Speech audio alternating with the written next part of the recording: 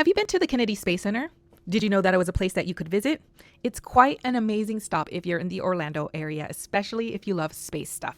And all around, you're going to find incredible tributes to famous astronauts and others who made it to the history books. But there's not much about those impactful ones who were hidden figures. So this is Dwight Jr.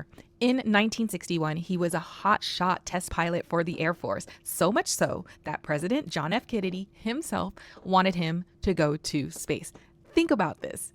In 1961, the height of the space race, America needed to show the world its might, and JFK picked this black man for the moment. JFK, as president, pressured the Air Force to include Dwight Jr. in their astronaut training program, handpicked to potentially become the first black man in space. So imagine the weight of that moment, the hope, the expectation. He trained, he excelled, of course. He had the skills, the courage, and the endorsement of the president.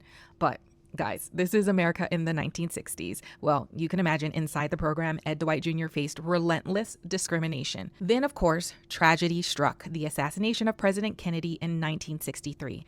Dwight Jr.'s advocate was gone, and the powers that be within NASA no longer felt compelled to include him. He was ultimately pushed out of the program, and this is yet another painful what-if story. Well, until May 2024. At the age of 90, Dwight Jr. finally went to space aboard Blue Origin's New Shepard rocket. He became the oldest person ever to reach orbit. So some call it a dream deferred, but finally realized. And I think the next time we think about the pioneers of space travel, we can also include Dwight Jr.